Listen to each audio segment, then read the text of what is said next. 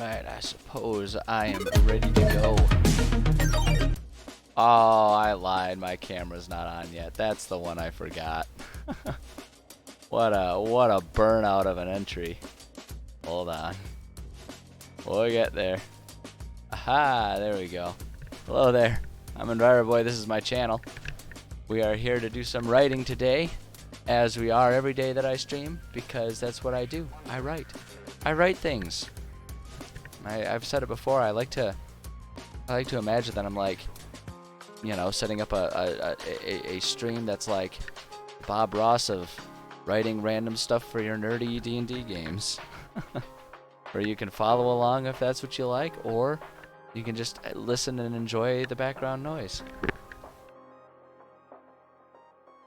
I mean, really, it's up to you. It's up to you. You can do whatever you want. But no matter what you're doing, I'm glad you're here. Hopefully everyone's having a good day. Our snowstorm has finally sort of subsided.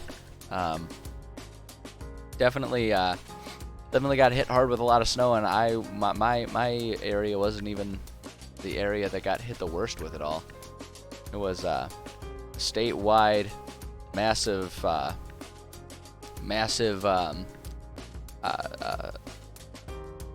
storm, I guess is just the way to say it. Yeah, it was big. It was a big one. It was a big one, and a lot of people are very buried in a lot of snow, and I don't envy them because they will have to shovel that. Hi, Kitty. Kitty tail coming in. There she goes. Yeah. You know. She likes to capture spotlights from time to time. At any rate, we are going to work on some writing today, so maybe it would be a good time for me to just go ahead and dive us into it. So let's get ourselves over to our scene here. Here we are. Let me minimize that so you can see everything around the chat and the camera. That looks good. But yeah, today is our usual House Rules stream. Well, it's becoming usual. This is only what, like the 4th or 5th week that I've done this, where Thursdays are kind of House Rule invention focused streams, and that's kind of what we're working on here. Yeah, we're gonna go ahead and keep working on some spells. I don't intend for this to always be working on spells, but this is sort of the ongoing project that I have right now for my stuff, and it seems to be a fun one. People seem to like coming in here and sort of sharing thoughts on how a spell could be turned into an imbibement. So we're gonna keep going with it. And like I say, if for no other reason, it's a good creative exercise for us. It's a good way for us to sort of flex those muscles a little bit, our creative brain muscles, where we sort of take an existing what am I trying to say? An existing rule, and finding ways to sort of modify it for our own purposes. And one of the reasons I think this is such a good exercise to do when you're a home brewing DM is because just the nature of running games is that a lot of times you will have to take rules as written and make little changes, make modifications to them, so that you can just handle games as they play out. Because the rules, especially when we're talking about D&D, a game that is sort of designed to offer freedom, sometimes it kind of forces freedom and creativity. So it's good to be practiced up on sort of reading and interpreting rules as they're written, so that we can make determinations and judgments on the fly about how to handle, you know, these types of situations. So I find this to be a very useful practice. And on top of that, it's just fun. It's fun, and the results of it is that it provides us with a fun house rule for our players that also encourages creativity out of them. So that's kind of, I mean, honestly, that's the biggest reason why I do this in the first place, is just to create a more modular system for players to sort of build the items that they want to have, rather than hoping that there exists something and scouring through the rule books to try and find the item and then trying to convince me to take that item and put it in there. Instead, it's like I give them the tools, the puzzle pieces that they can use then to try and build the items that they themselves want to see. So that's the function behind what we're doing. This isn't just something for fun. I actually use this, and I was kind of thinking about it, and I realized one of the easiest ways to describe this system that I use for like enchanting and everything is anyone who plays Pathfinder in conjunction with D&D. It's very similar to the runestone system that you find in Pathfinder, the way I do it. Very similar, where you can just like take runestones, and you can basically take an effect off of said runestone, and put it on a weapon, or vice versa, so that you can transfer special abilities around to different items and weapons. And that's the concept of what I do, just broken down a little bit. And then rather than having a subset of existing rune stones that you have to use, instead the stones, or in this case like tokens, the way I do it, are modified versions of pretty much every spell that's out there within the rules as written. Is sort of that's sort of the end goal of what we're working on here. So with all of that sort of over explained is my traditional way, I'd say we can go ahead and dive in here. So we're just gonna pull up. I already pulled up the list. I'm gonna keep going down the list. We're already pretty close to being done with our 3rd level spells within the Conjuration School of Magic. So we'll go ahead and start with our next one. And so we're working on a series of summon ones, which sort of functionally all look the same. And as far as an enchantment goes, you're basically creating like a summon talisman of sorts, right? Like and like the idea is that for these types of things, like, and this is kind of how conjuration spells for the most part work as a whole, where it's less meaningful to put it on a weapon per se, and more meaningful to sort of create a token, an object, a curio, or a brooch, or whatever, a ring, some sort of object that can be used to summon these things. And so diving into this first one here, summon lesser demon. Is it demon or demons? Summon lesser demons. That's what it is. It's plural, because you're getting more than one, which is like makes sense, but you never know. Okay, so we'll just go ahead and go in here, and I've got this sort of format already kind of figured out. Hey, Spesh. Yep, yeah. Some are lesser. Some are lesser. Some are more so. That's what we're working on here now. So we're gonna do summon lesser demons here, and then we'll kind of add a little note there afterwards. I like to save that bit for the end.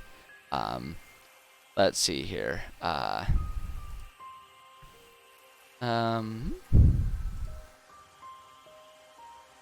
And then, yeah, so this isn't going to have any sort of natural, like, there's not a natural affinity for this one for weapons or armor over, like, one over the other. So we're going to kind of change this a bit here. And we're going to, first off, be annoyed that OneNote insists on formatting things weird sometimes. And so we'll say on any item or object, because it's one size fits all. You basically use it and are largely going to use a command word of some sort to invoke the summoning of said demons here. And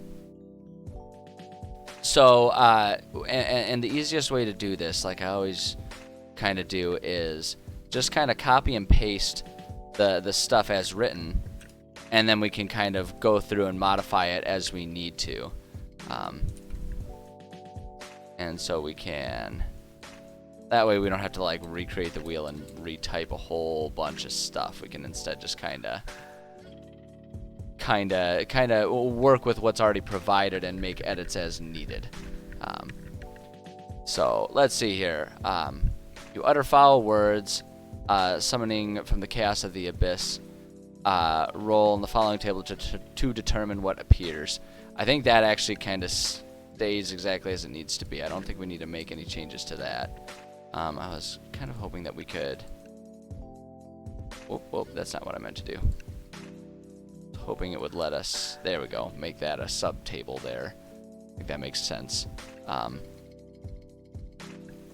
So, let's see here. Yeah, that's good. I don't think we need to make any changes for that. I mean, the idea is that it's just going to be a... it's going to be... an item or an object that you hold and you speak the command word. So in this situation, foul words.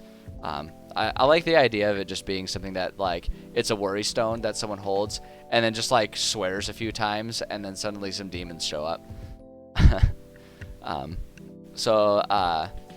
The DM chooses the demons such as mains or dretches, and you choose the unoccupied spaces you can see within range where they appear. I'm going to change this part. So with the nature of it being an imbibement, you know, like an item imbued, I like the idea of it almost being like that item is imbued with a specific type of demon or demons or something. Well, I guess that doesn't really make sense though, because it does have our different types of demons. So I suppose maybe it would make more sense to leave it there, because either we have to get rid of, like, we have to make it so that this table, although that would be interesting, can use this table. Let's see here. So I'm going to change this actually. Roll on the following table when imbuing the item to determine what appears every time. Every time the spell is cast. That's what I want to do with it. Yeah, so that way it's like you roll that, there's still some randomness, and that's it. But you know, like it'll be that every single time. I like that. Okay, I like that. My brain's kind of running in circles here, trying to like internalize and make sure that's how I want it to be, and I think it is. I think that's what I like. I think that's outstanding, as it is. This part, though, I want to change. Well, I don't know. Maybe we can leave it that way. So the DM will choose that. I'm going to just get rid of the links, though, because that always just kind of makes things clumsy within OneNote. Such as mains or dretches, and you choose the unoccupied spaces and see within range they appear. A summoned demon disappears when it drops to 0 hit points or when the spell ends. I think that's good. I think that's good as it is. I like that. The demons are hostile to all creatures, including you. Roll initiative for the summoned demons as a group, which has its own turns. The demons pursue and attack the nearest non-demons to the best of their ability. I love that it gives me...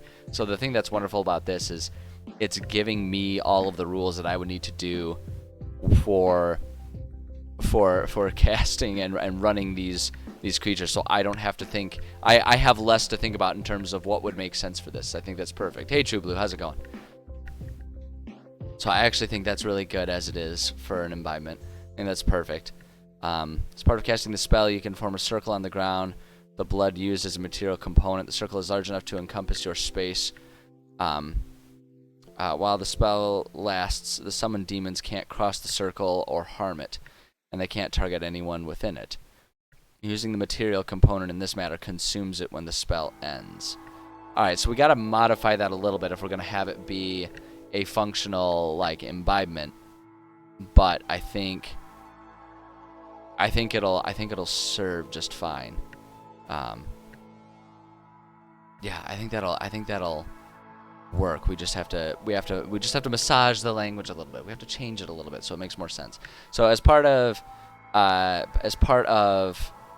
casting the spell, I'm just going to clarify from the imbued item. You can form a circle on the ground. I'm going to say around the item and I'm just going to say, we're just going to say with blood, and just take out the used as a material component, because the concept of imbibing is that you don't need to like use those material components and stuff. Is sort of, that's like sort of the point of it. So we're going to get rid of that and just say on the item with blood, the circle is large enough to encompass your space. When the spell lasts, while the spell lasts, the summoned demons can't cross the circle or harm it, and they can't target anyone within it. Using the material component in this manner consumes it when the spell ends. So what I want to say is, I'm going to change this. The circle is large enough to encompass. I want to do the circle can be the circle can be up to 10 feet in diameter. So that's basically 4 squares. That basically gives you 4 squares.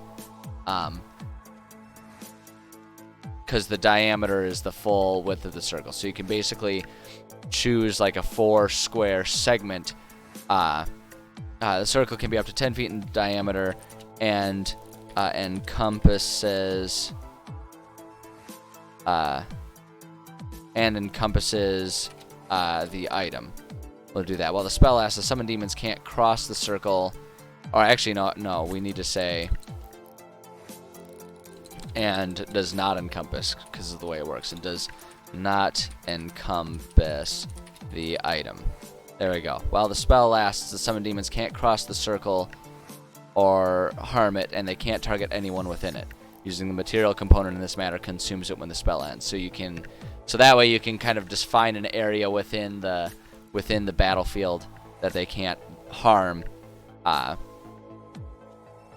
just like how you would be able to cast a spell. I think that works.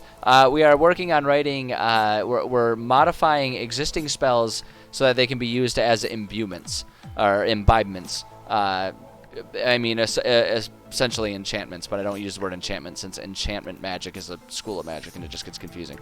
So we're writing out ways that we can give essentially players a runestone system so they can craft and modify their own magical weapons rather than having them just rely on existing magical items within the rules. And that just kind of gives players, my players have always really enjoyed that because it just gives them it gives them a lot more freedom so that they can make whatever stuff they want to do, and also that way they don't have to just like get rid of all of their super cool their super cool items that like have all kinds of history and character lore and everything. Hey Iridescent Zenith, how's it going?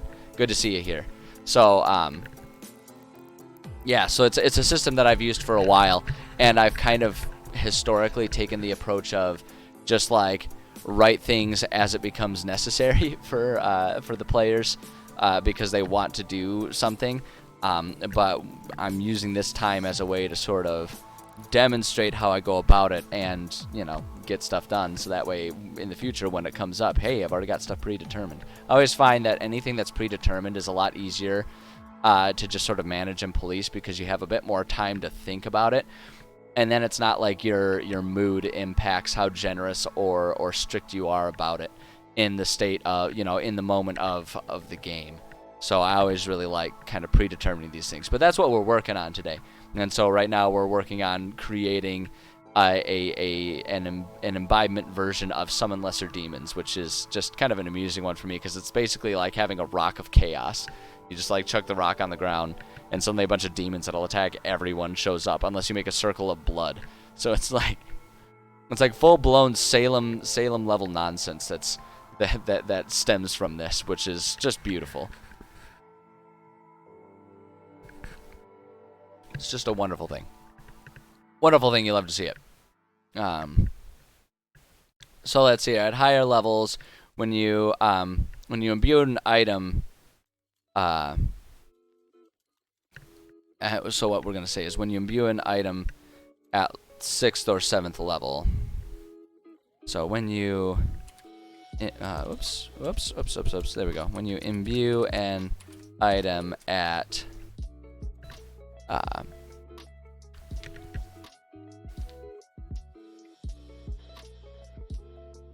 yeah, it's a similar. It sounds like we got similar concepts going on there, True Blue.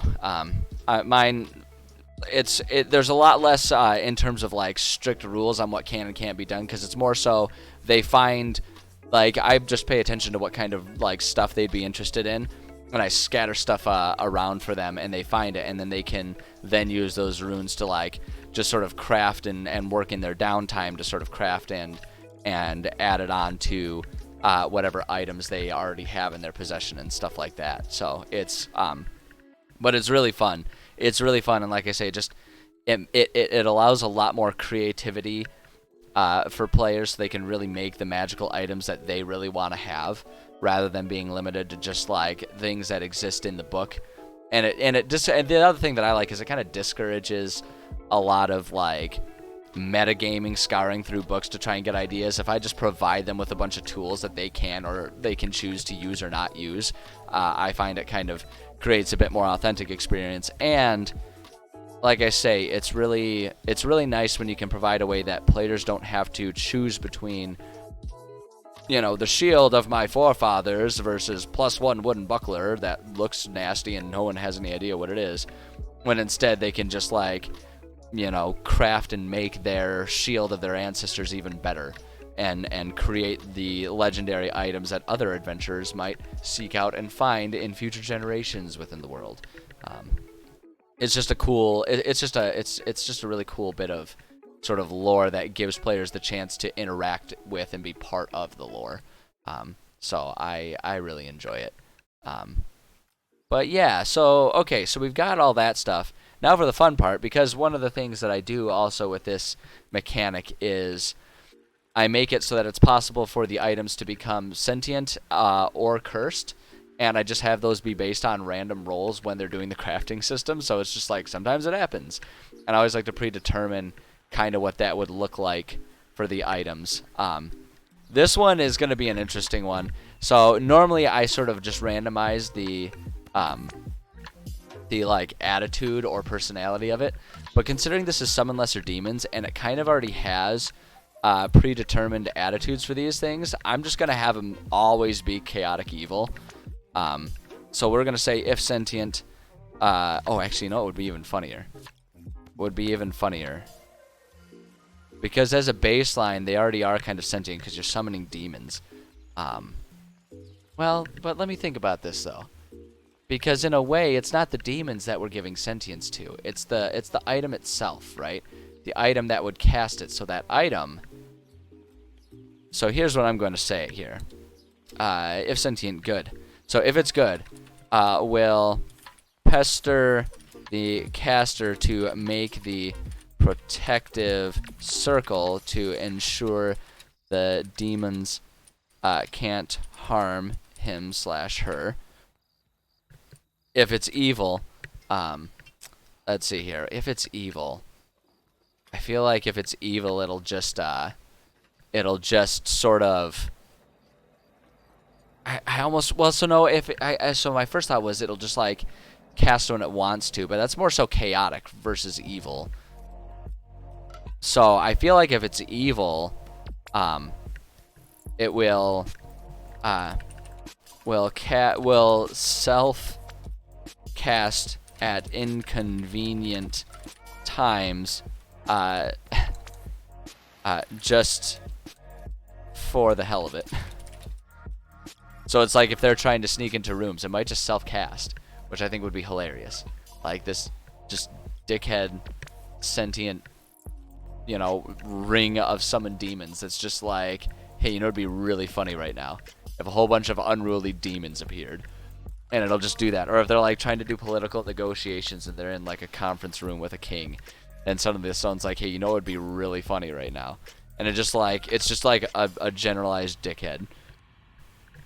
If it's lawful, I feel like if it's lawful, that's will only cast exactly as the caster instructs, and will keep the demons within we'll say 30-foot diameter space. So it's like it'll not only does it cast, but it'll like keep them within a specific area, so that way they can't run amok too much. And then chaotic, I feel like it's just will cast randomly. Will cast randomly and place the demons in random spaces. Is what I'm thinking here.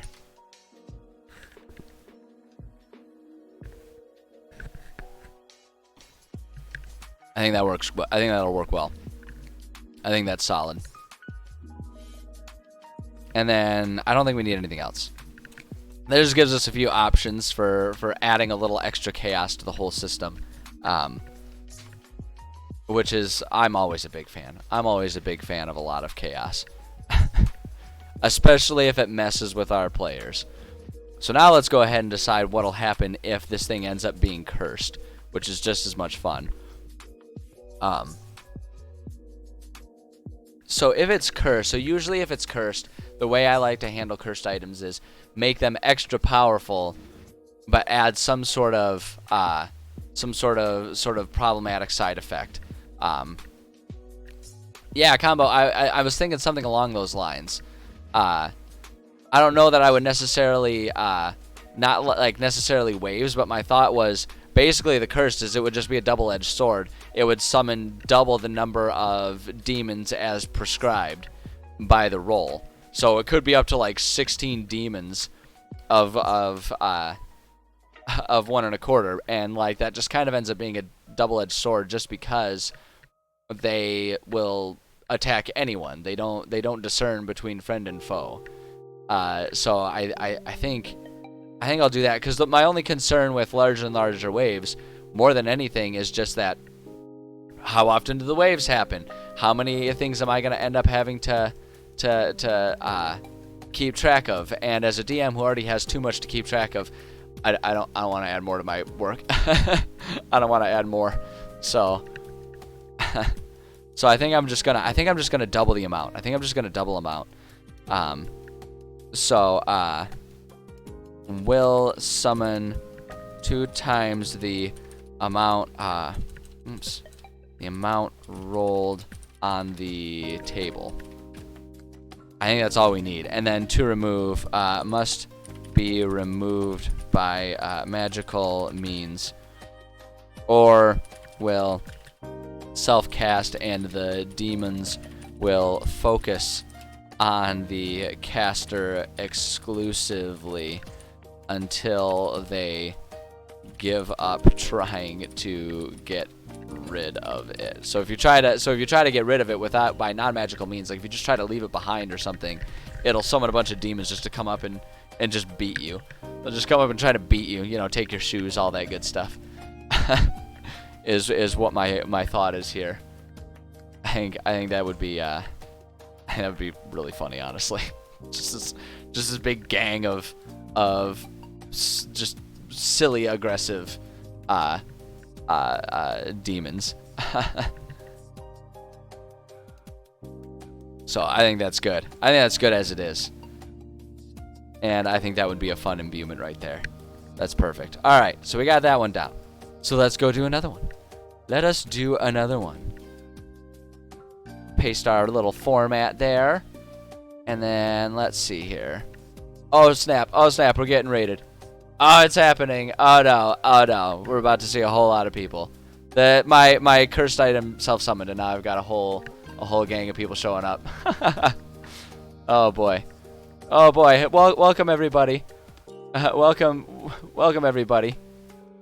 Oh boy. Oh no, and now Nightbot spam is blocking people. Nightbot's going insane because I don't usually get a whole lot of people and I don't know how to set up Nightbot. Welcome everyone. Come on in. We are inventing enchantment items.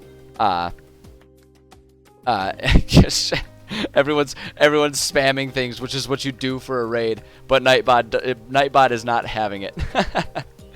Oh my goodness. Yeah, we're working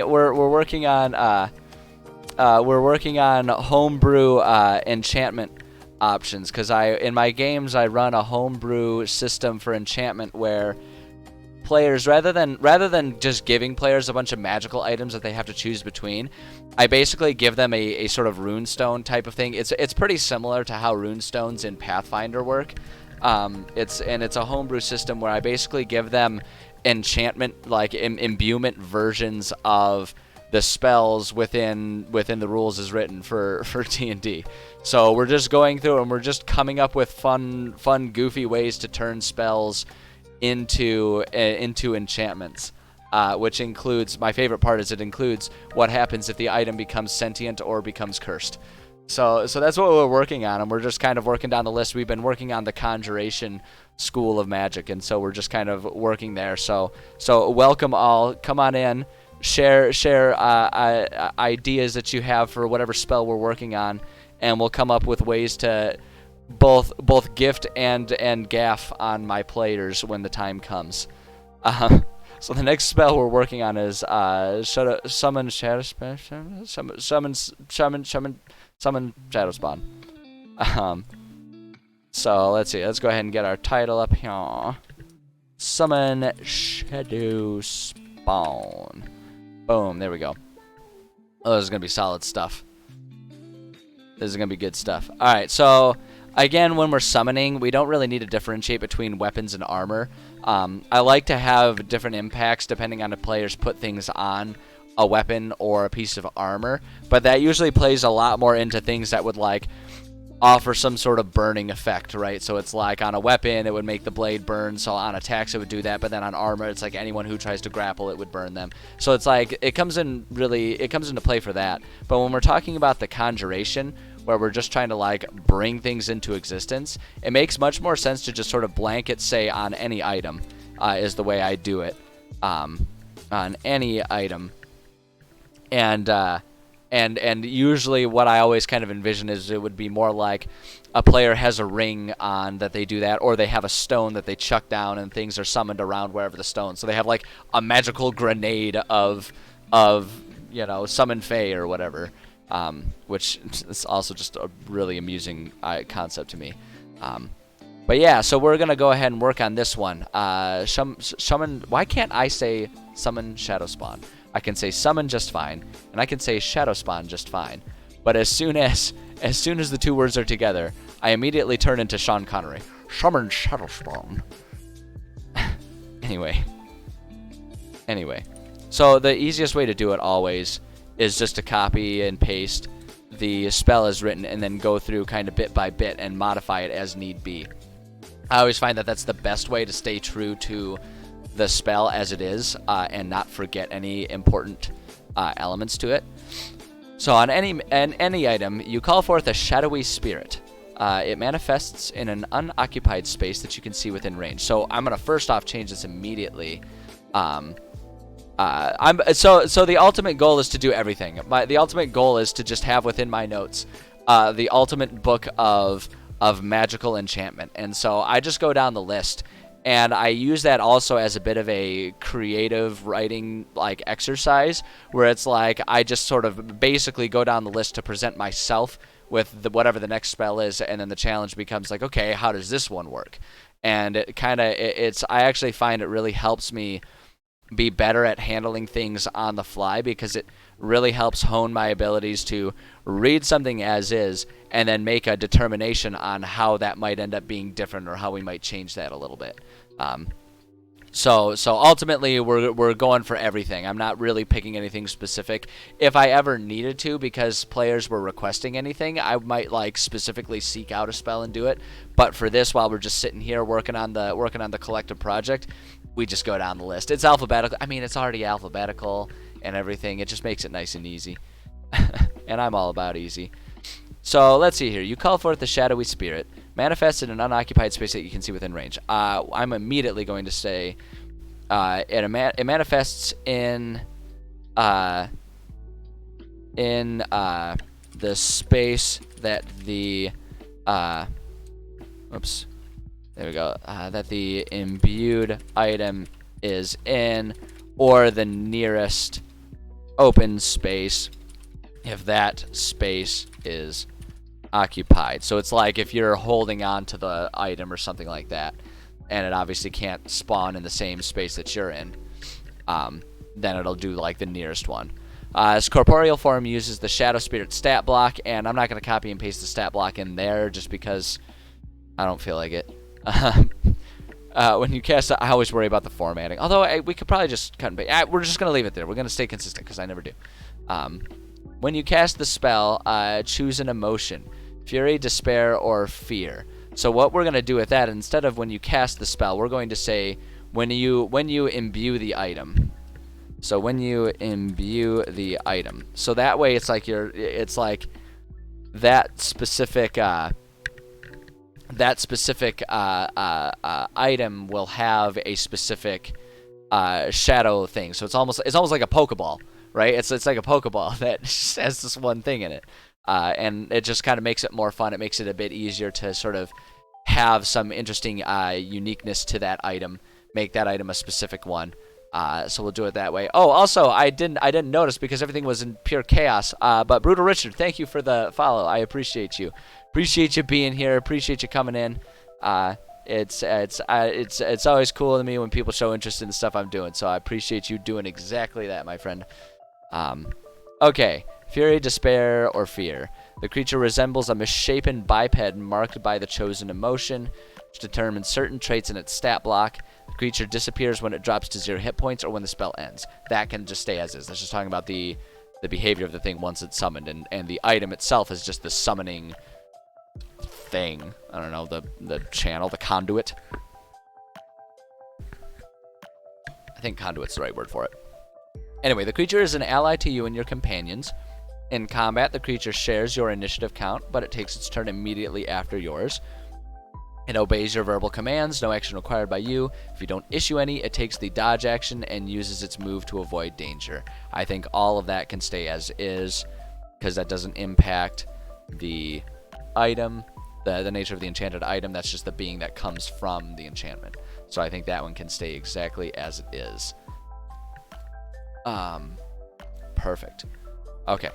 At higher levels, when you imbue the item, we just changed this one to when you imbue the item at imbue the item at 4th level or higher. Use the higher level wherever the spell's level appears in the stat block. That's perfect, and we don't need to change a thing. So I think that's actually good to go. That's a pretty easy one to handle, honestly. And I think that's excellent. So now here's where the sentience comes into play. And I kind of bounce between the two things. With like, does the sentience apply? So especially when it's summoning a creature that is sentient already, it's like, okay, how do we handle the sentience? And the thing that I kind of lean towards, it's not tried and true. Well, I shouldn't say not tried and true. It's not steadfast. I kind of waffle on it from time to time, depending on the need. But that's fine because it's all homebrew and it's all a made-up game anyway, so who cares? But I lean towards the sentience applying to the object, not the thing summoned by the object. So, like, when the thing will always have its fury, despair, or fear personality, and it'll always do that. But the sentience applies to the item in and of itself.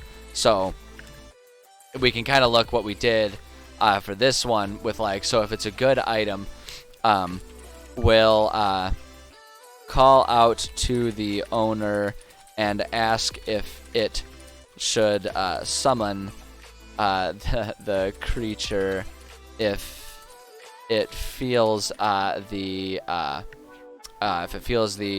owner could use some help.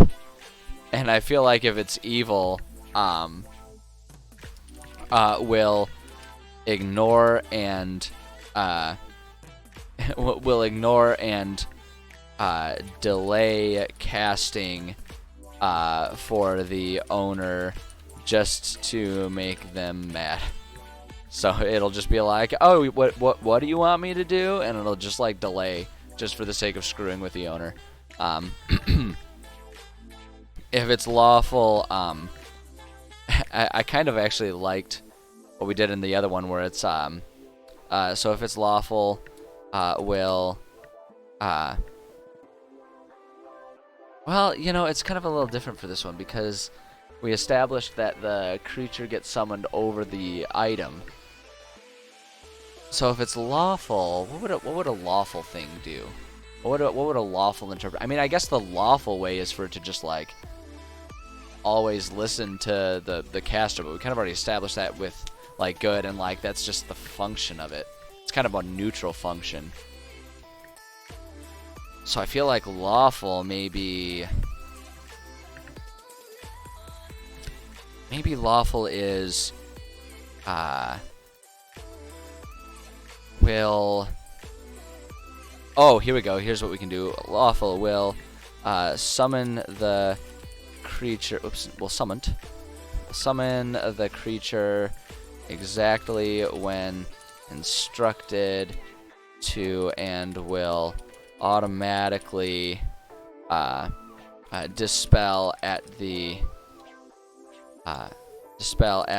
end of combat if the creature is still present. So it'll like automatically, like, so it's like the item knows that this is for combat and all that kind of stuff unless given explicit instructions not to do that.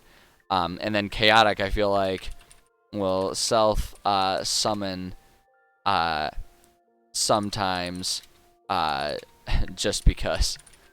So it's just like if it's bored or if it feels like things are too quiet, it'll just like summon the thing and be like, hey, you come out to play, and it'll just like self summon it. Which to me as a DM sounds just absolutely wonderful because it would be up to me to decide when it self summons. And it's like, oh my gosh, I would love that. I would have so much fun with that.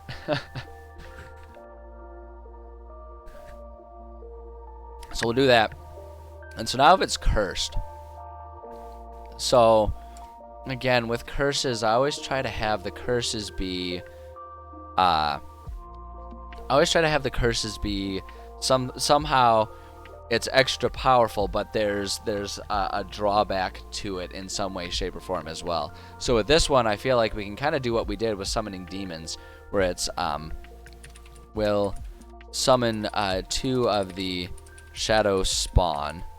And here's where, so I did see someone up there mentioned the idea of like half will attack you and half will attack the enemies.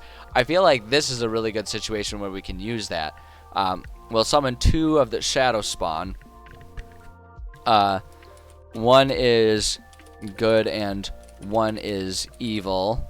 And what we'll say here is the good one will always attack enemies to the caster, and then the evil one will always, we're going to say always attack the closest combatant regardless of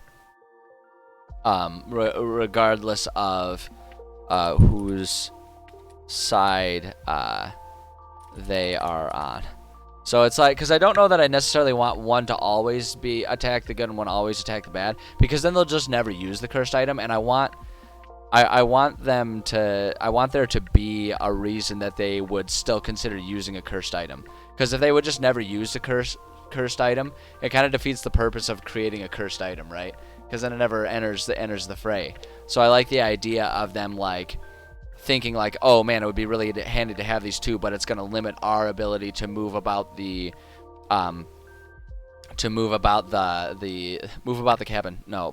battlefield with freedom. And if like something happens where an enemy that one of the shadow spawns is attacking moves towards an ally into melee range, and then that enemy dies, then the Shadow Spawn might transfer its attack onto a player or something like that. So I feel like that's a good way to sort of like, I mean, essentially trick the players into continuing to use it. Which, like, if I'm not here to trick and mess with my players, then I don't really know what my job as a DM is, to be perfectly honest. Now, that's not true. That's a little adversarial, but you understand what I'm saying. We got to make our own fun. So, I like that. Trying to, let's see, and to remove, and it's always must be removed by magical means, or else will self-summon and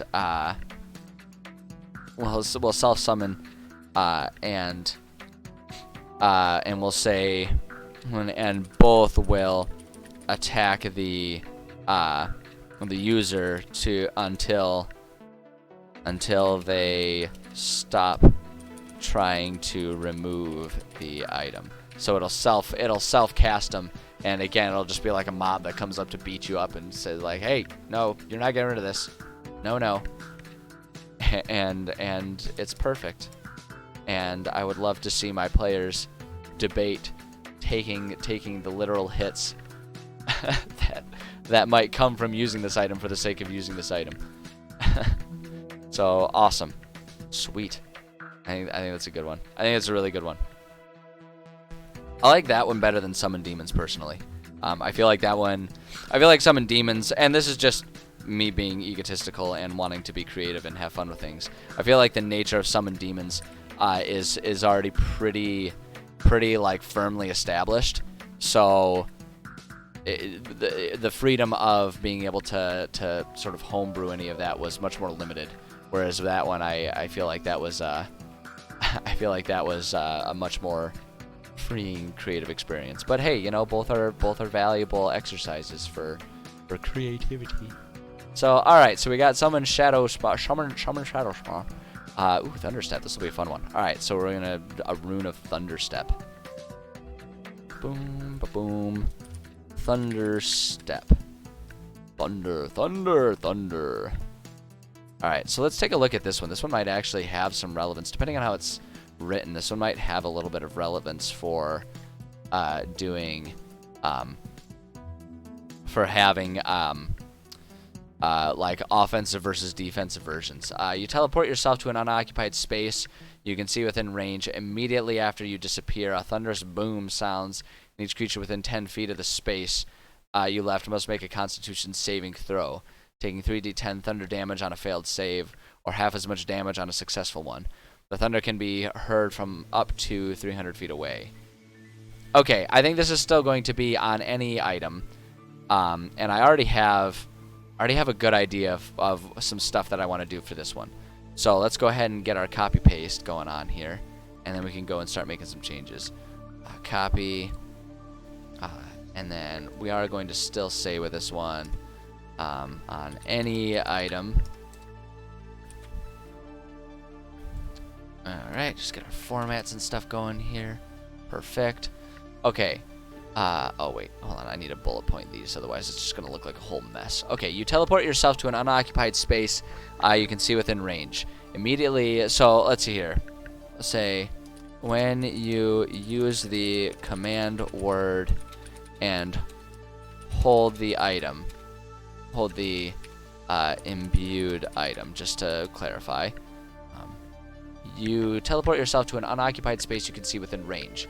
Immediately after you disappear, a thunderous boom sounds, and each creature within 10 feet of the space you left must make a Constitution saving throw, taking 3d10 thunder damage on a failed save, or half as much on a successful one. The thunder can be heard from up to 300 feet away. Perfect. I think that needs no changing. I think that one's good as it is. You can bring along objects as long as their weight doesn't exceed what you can carry. You can also teleport one willing creature of your size or smaller who is carrying gear up to its carrying capacity. The creature must be within 5 feet of you when you cast the spell, and there must be an unoccupied space within 5 feet of your destination space for the creature to appear in. Otherwise, the creature is left behind. Beautiful. I don't think we got to change that at all. I think that one's perfect as it is. At higher levels, then, again, we'll just change our generic into when you imbue the item at 4th level or higher. You imbue the item at 4th level or higher. The damage increases by 1d10 for each slot above 3rd. Perfect. Perfect. I think that's great. And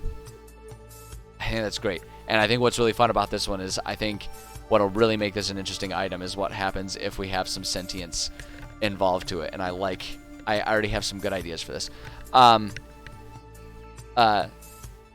So if it's good, will be protective of the owner and will self-cast as a reaction.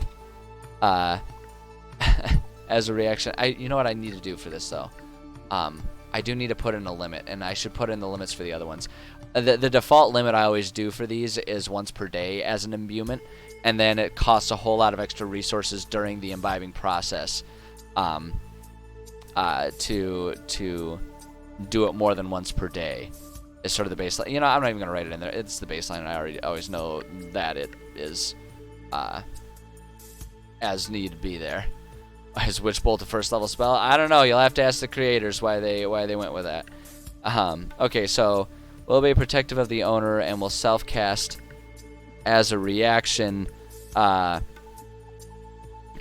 when the owner gets hit with a melee attack and falls. We're gonna say and falls below half health is what I want to do. So it's like the item is aware of its owner and really wants to protect the person who has it, which I think would be funny. And so now if it's evil, will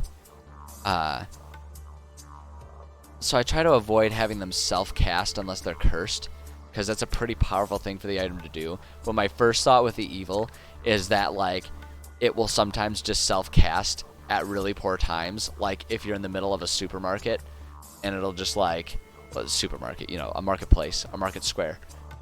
It'll just self-cast and just, like, ruin the days of all the shopkeepers or something like that.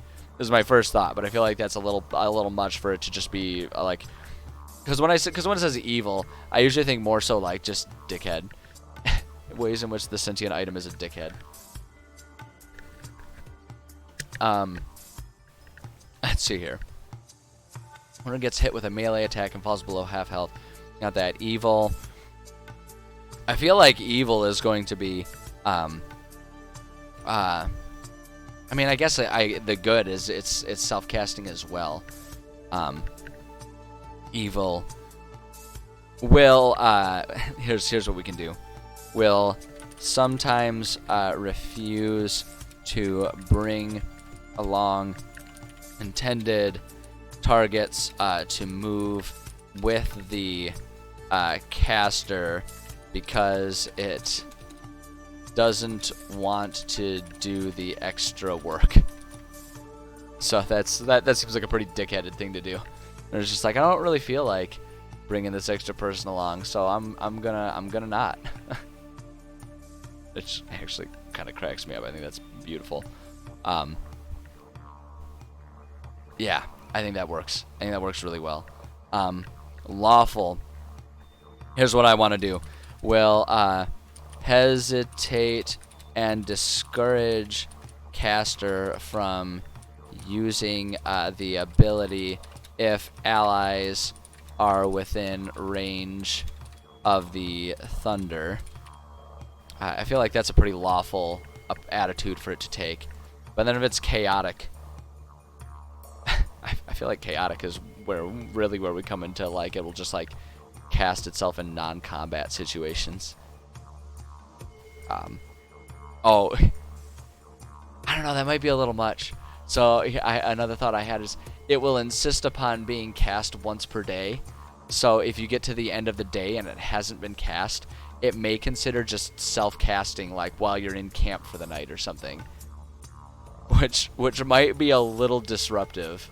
But then again, it would also be pretty hilarious. I feel like that's a cursed thing. I feel like that's a cursed thing more than anything else. I feel like, again, that's a bit much. Okay, so here's what we'll do for chaotic. We'll choose a place for the caster to reappear at random. Maybe oftentimes within reach of enemies. I think that's perfect. Place for the caster. Actually, and we'll say, and any other creatures brought with them to reappear at random. So it'll just randomly grab both of them, and it'll like choose whether they're next to each other or not. It'll just like pick random places within range and call it a day and be like, there, job well done, I saved him. So now, if cursed, here's what I want to do with if cursed. If it's cursed, well, as always, we want to add a bit more power to it. And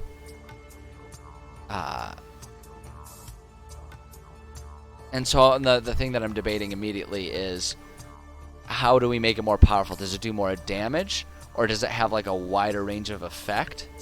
I feel like wider range of effect is better at doing the whole double-edged sword, because they have to think about more carefully where and when they cast it.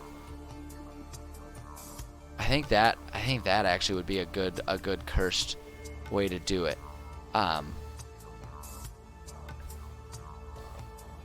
Yeah, I think that's how I want to do it. We'll have a radius of 20 feet of the space that the caster leaves. And then I think, honestly, we can just leave it like that. So it's going to be a lot bigger. The other thing, actually, you know what? Here's what I'm going to do. We'll self-cast if it's within 20 feet. That's a pretty big range already. We'll self-cast if 4 or more enemies to the caster are within range. So it'll sort of self-cast itself. If there are too many enemies nearby, it'll have like an enemy radar. And if there are too many people nearby, it'll just self-cast for the name, like in the name of protecting its owner. But obviously, with a range that big, I mean, that's 40 feet. That's huge. That's absolutely massive, which I kind of love. Yeah, I like that. So there'll be a much larger chance that there are allies within that space, obviously, as well. So I think that's a really good double-edged sword situation there, where it's like it could be awesome, and someone might consider still trying to use it and having it, but then at the same time, that's pretty cursed, and it could be very problematic. Like, having that much power at their fingertips would be enticing, and it might convince a player to try and just, like, learn how to fight ranged and stay away, you know, depending on the scenario. I could see that happening. So I think that's good. And then what we'll do must be removed magically, or else it will self-cast without teleporting the wearer to safety. So it'll basically just try and, like, you know, hit you with a thunder if you try and remove it. And, you know, it'll say, take that, and you'll have to deal with it. Alright, I actually really like that one. I really like that one. I think that's a good one. I think that would be a really fun one to present to players, especially if it's cursed. I really like that curse part of it, because that is a really powerful weapon, to the point of, you know, definitely in some situations, possibly being, you know, very overpowered. But the danger inherent with that, like, that's some real playing with electricity situation right there. I think that's a good one. I think that's a really good one. I like that one. All right. I'm content with it. We've got what, one more on this level? Yeah, we just got to do tidal wave, which is just the title of it. The tidal wave. that's going to be a fun one. But before we do that, I need to just take a quick restroom break. I'll leave everything going. It's going to take me like maybe 2 minutes, maybe tops. And I've got a bladder and it's got limited capacity, and I try to stay pretty hydrated throughout the day. So I'm gonna run. I'm gonna run to the bathroom. That's more information than anyone really needed to hear from that. Thanks for coming to my TED Talk. I'm gonna run to the bathroom. I'm gonna refill my beverage. I'll be right back in like I swear it'll be like 2 minutes or less. 2 minutes or less, because you can subdivide a minute. And yeah, then we will continue with our project. We will get an imbibement for tidal waves going on, which immediately just sounds amazing to me. But yeah. So give me just a few seconds, everybody. I appreciate your patience, and I will be right back.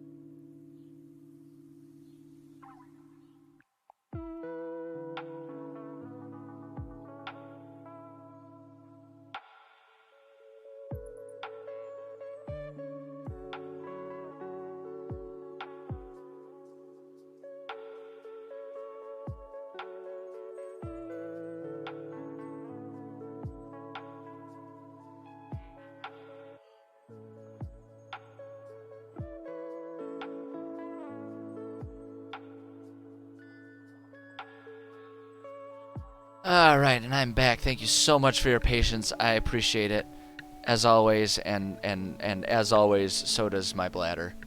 It's, it's a comfort thing. I also thought there's a certain amount of awkwardness behind the fact that I went to go to the bathroom and refill my beverage at the same time, and came back with a glass of yellow lemonade. I just realized there's the jokes write themselves at that point. I mean, come on now. Refreshing. Very refreshing.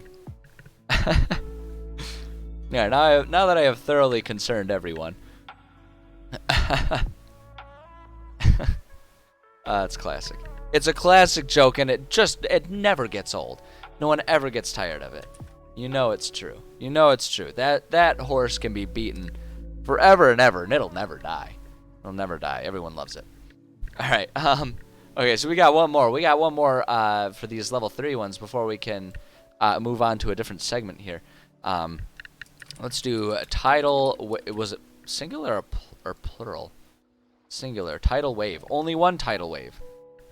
Only one wave of the tides. I've got a stray mustache hair that just keeps tickling my nose right now, because I trimmed the the scruff today, so that way is like an under control beard, but like I just sometimes doing that causes them to like causes the mustache hairs to like bend up and just tickle my nose all day long. And then you get talking, and it's just like it just messes with you, and it just it's a lot. My life is hard, okay? So everyone feels sorry for me. God, can you imagine? All right. Anyway, let's get our as written stuff in here. Actually, wait, hold on. Before I paste it anywhere, I need to see. Conjure up a wave of water that crashes down on an area within range. The area can be up to 30 feet long, up to 10 feet wide. Yeah, okay. So this one doesn't. Again, it's not really gonna have any difference between armor and weapons. I mean, we could kind of go a little wild and crazy with it. And we can have it be like a sort of tidal wave where it's like once per day when you when you use your sword and say the command word, your sword produces a tidal wave that moves forward from you. And you can have like a breastplate of tidal waves. So it's like when someone hits you from the front, a tidal wave bursts from your chest and hits them. Like you could in theory do that kind of stuff, but I feel like because ultimately what happens is the tidal wave is summoned, like an item or something is sort of created and then flows forth from it. I feel like there's not really the need to differentiate because you just make it so that you use the command word, and in theory, like if I'm the DM and I like the use of it, it'd be pretty easy for me to be like, yeah, as a reaction you say, like if they haven't used their reaction, it's like, yeah, you say the command word and the tidal wave comes from your breastplate or whatever. So I feel like it could manifest in different ways, but it's not like there's any fundamental difference between the tidal wave that's produced, which is why I'm going to stick with just doing it as written. Alrighty. So, okay. And then we'll just get our bullet point there. It's kind of against the standard conventions of bullet points to use a bullet point for only one thing, but it is what it is. You conjure up a wave of water that crashes down on an area within range. The area can be up to 30 feet long. Wave of water. I want to say that originates from the enchanted item. Is kind of what I want to say, and how it's going to differentiate a little bit. That originates from the enchanted item. So it's just like the concept is like you can choose kind of where it goes, but it originates from that. So like one edge of the tidal wave probably has to start from that place, wherever that item is. So if it's on your person, it starts from where you are, or it can like you can like chuck an item and say the word so that it'll originate from the item where it lands or something like that. So you can have like a tidal wave grenade, which sounds so rad when I think about that. That sounds awesome. Gosh, I wish magic were real. Like, is everyone with me? It would be rad if magic was real, right? God, I'd be like Harry Potter up in that shit. And like I wouldn't do that nonsense of like, oh, we gotta keep a secret from the non-magic people. No, are you kidding me? I'd be the richest man alive. I'd be like $100 an hour. I'll say like $100 per task. I'll magically fix anything for you. Because it's like, you could sign them up. You could have like 15-minute slots. You could like sign up like 15-minute slots. Just like you would be a millionaire just off your neighborhood alone. 15-minute slots and be like, yeah, every 15 minutes. Oh, your car's busted. Okay, blah blah blah blah blah. Wave the wand and there's fixed. It's like there's $100 and I put in like 8 seconds of effort. Are you kidding me? Are you kidding me? Never understood why they were all so uppity about it. Everyone will want magical solutions to the problems. Yeah, of course they would, because it literally costs you nothing. You conjure something from nothing. I digress. Thanks for coming to my TED Talk. Thanks for coming to my angry, heated TED Talk that really had no reason except for me getting myself riled up. Anyway, the area can be up to 30 feet long, up to 10 feet wide, and up to 10 feet tall. So it's like an item of wave pool. Like, it's kind of what you're doing. You're creating like one of them narrow wave pools that you get at like Michigan Adventure or whatever. And up to 10 feet tall. Each creature in that area must make a dexterity saving throw. On a failed save, creature takes 48 bludgeoning damage and is knocked prone. On a successful save, the creature takes half the damage and isn't knocked prone. I'm going to get rid of these links because it bothers me when there are external links like this. Because half the time they don't work right in OneNote. That's one of the things. It's one of the things that can be a pain about OneNote is sometimes like the links and the functions that they have when it's an external link don't work exactly right. I was doing it in the bathhouse.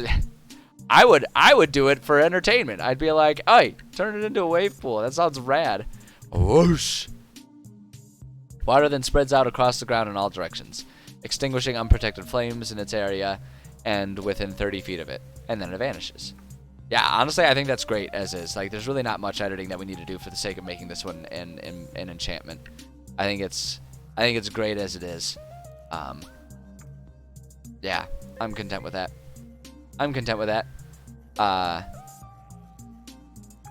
Yeah, let's just talk about if it's sentient. So I kind of like the motif of if an item that conjures something is sentient, it will try to do it, like, it'll try to self-cast in defense of its owner, right? So it's like, it will, like, if it's getting hit.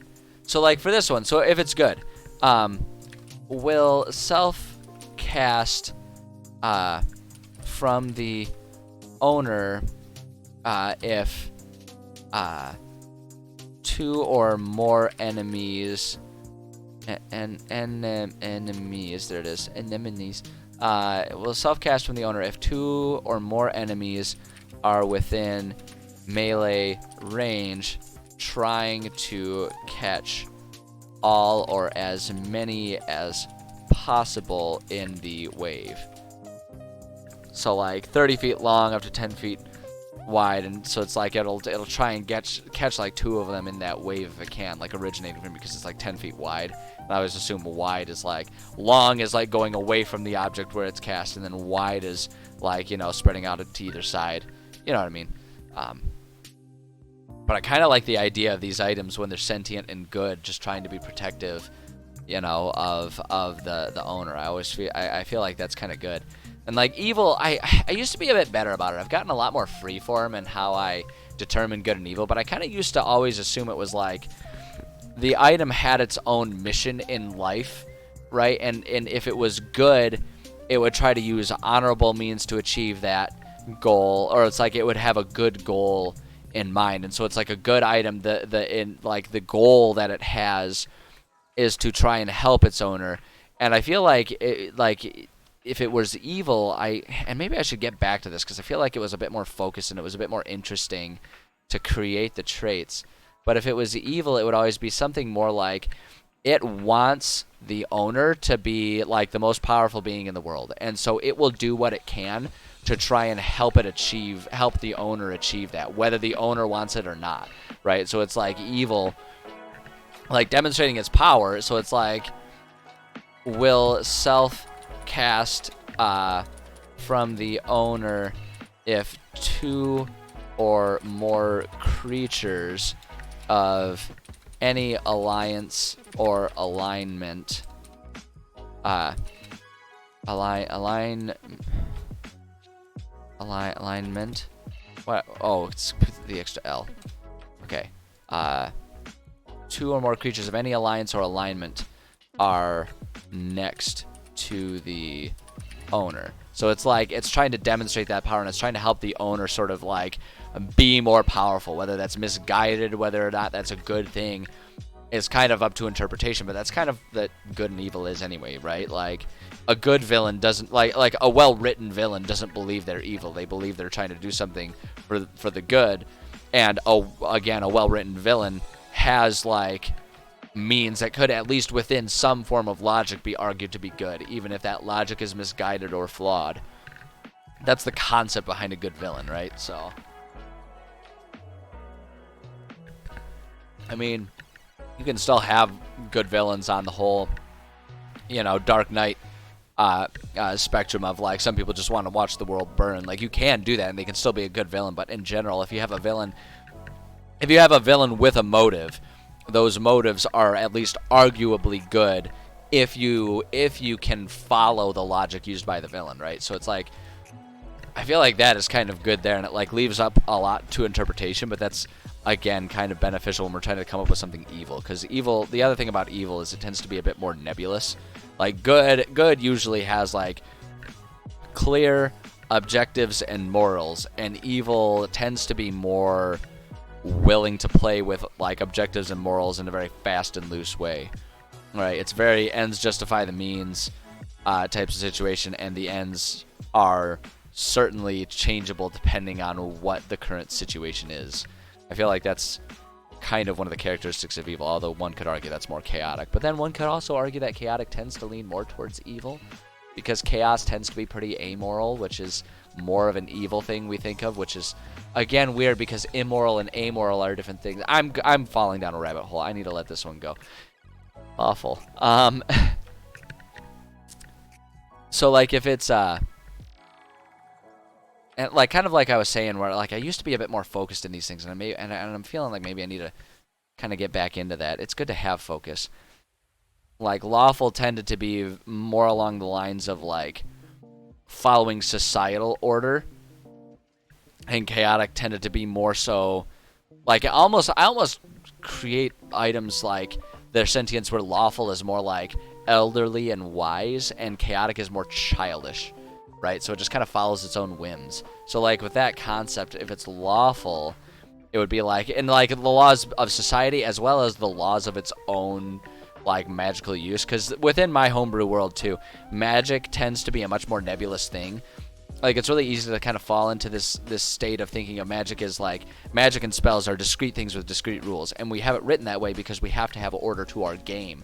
But within the concept of how the world works, I always view magic as a much more free-flowing thing, and like a spell as it is more so, it's less of a, oh, this is the only way it works, and it's more so like, this is the recipe. If you want a specific result, you have to follow specific steps, right? Because it's like, there's nothing requiring that you cook mac and cheese one specific way.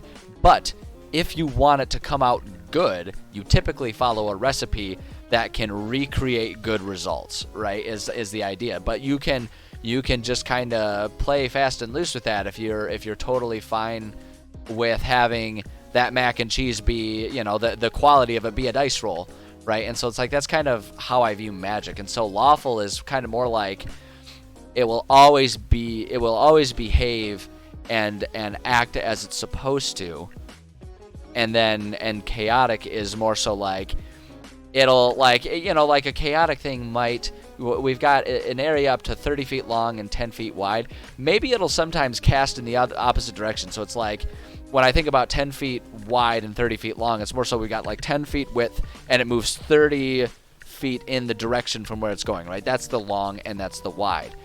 Chaotic is really fast and loose with that, where it might be like 30 feet wide and 10 feet long, and it's like, well, who's to decide what is the wide and the long? So you've got like a 30-foot range that just moves 10 feet, right? So like, kind of thinking about it in those lines, it gives us a few more options, but then also like sort of presents us a way to stay a bit more consistent from spell to spell. And it just kind of depends on what the goals are. And I feel like when I think about it, I kind of liked reining myself in a little bit better, and I think there was some more uniqueness to the things I was creating when I took that approach to it. I don't know, maybe I should just not overanalyze it.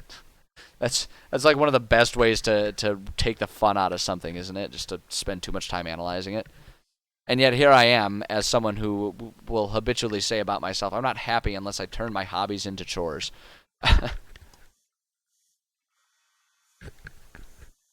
I must make things more difficult for myself, which is why I tend towards completionism when I'm playing video games.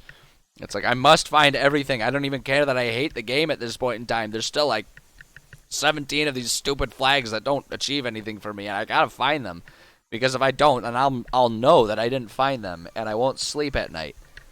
All right, if it's lawful. Boy, I strayed from the task at hand on that one there, didn't I?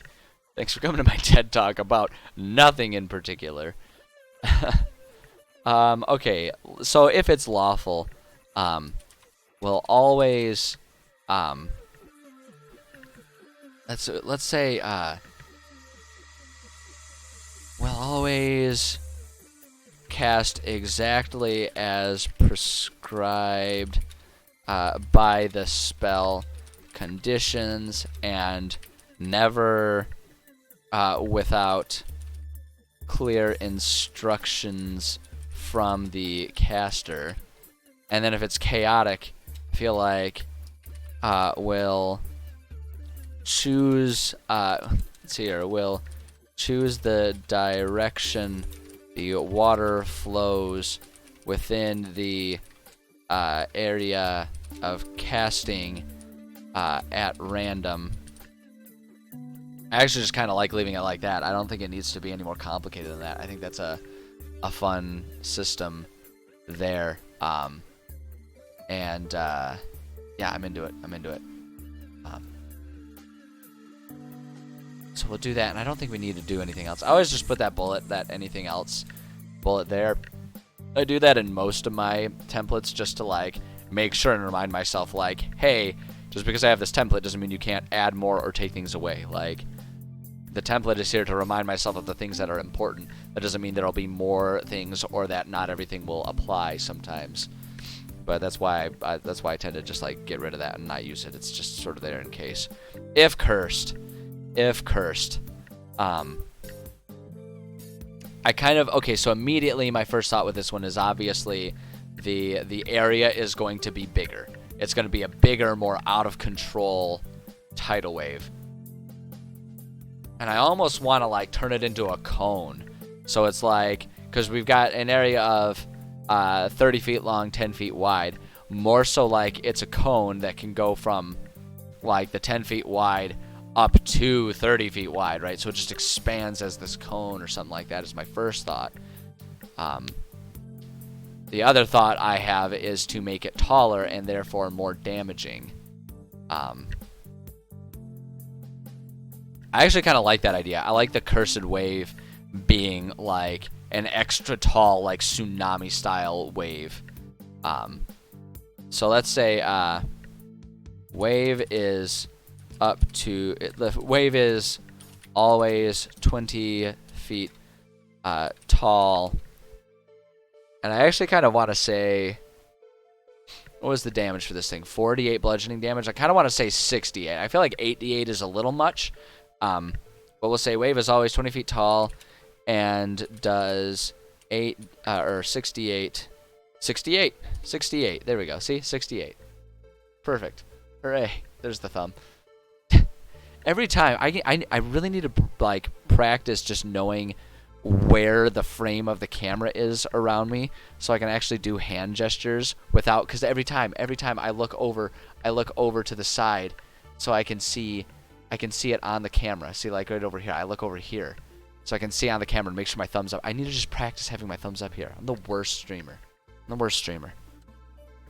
68 and does 6d8 damage.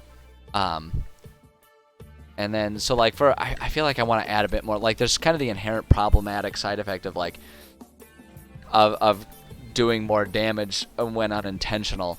But what I think actually what I want to do is harder to control the wave, and may to control the wave, so the area of effect may slide up to 10 feet in any direction. So it's like it might appear in a different location, right? Like it might show up 5 or 10 feet to the right of where you intended, because the wave is just bigger and more out of control. So it's like you think you've got them lined up, but it might adjust incorrectly and hit some teammates, or it might hit that building and knock that building over or something. I think that'd be great. Alright. Yeah, I think that's good. I think that's a good curse. I think that's a good cursed item, because that's still, it's powerful enough that someone might be willing to sort of take the chance on that, right? Like that's what I'm trying to do, and like everyone's gonna have their own sensibilities, so it might not work with every player. Like it might not convince every player, but my hope is to always just make these things good enough and have the side effect be only so damaging so that they might still use it despite the added chaos that might come from it. must be removed by magical means, or else will self cast on the user until they give up trying to remove the item. There. I think that's, I mean, it's like it's a really standard thing that the cursed item will just like do whatever it does to you if you try to get rid of it. But I just love the fact that that has just, you know, your built-in poetic irony. So, it was hoisted by his own petard. And all that jazz. But I think that's good. I think that's good, and that takes care of our level 3 conjuration magic ones. Which means now the question is, do we go to level 4 conjuration, or do we have fun with a different school of magic? That's always the debate. That's always the debate. I kind of wanna go to a different school of magic just to have some more diverse fun with it. And we can bounce, but it's all got to get done anyway. So I kind of want to just like go through a different style of magic, a different school of magic, and see what kind of fun things we can come up with for that. So we've done conjuration there. Oh, necromancy. I haven't done any necromancy ones. Decided. Copy our template here. That was the easiest decision I've made all day. We'll make that a sub page, and we'll say this cantrip imbibements. Boom. There we go. That's the naming. Yeah. Perfect. So we don't need, so we can get rid of all of these things. We don't need those. We just need our imbibement format. Because the other parts are for the School of Magic stuff. And yeah, so we'll just copy this. Copy that. Give ourselves a bit of space to work with here. And then we can get our first one going here. Oh man, this is gonna be fun. This is gonna be really fun. Alright, spell level. First off, we gotta make that. Oops, nope. Cantrip. Show advanced filters. Conjuration. Get up on out of here. Let's do some necromancy. Heck yeah. Heck yeah. This is gonna be great. Shale Touch. So, an item of Chill Touch. You create a ghostly skeletal hand in the space of the creature within range. Make ranged spell attack. So this one's gonna end up looking a lot like the conjurations. I can already tell because we're creating a ghostly hand, right? We're creating something. So it's gonna end up looking a lot alike. And so immediately I'm thinking this one, it doesn't matter what item it's on. It's just you say the command word and the hand appears. In the space of a creature within range, make a ranged spell attack against the creature to assail it with the chill of the grave. On a hit, the target takes 1d8 necrotic damage that can't regain hit points until the start of your next turn. Until then, the hand clings to the target. Ooh, I like that. If you hit an undead target, it also has disadvantage on attack rolls against you until the end of your turn. Spell's damage increases by 1d8 when you reach 5th level. Okay. Excellent. Excellent. So we'll have to change a little bit of that last sentence, but we'll figure out how we can do that. So copy that. Go back into here. So Chill Touch. Chill Touch. I kind of wish that I could change the nature of it to just be like, it's like you just put a hand on someone's shoulder and you go like, dude, chill. And like it actually casts calm emotions. And that's your Chill Touch. It's like, bro, chill. How's that for pun?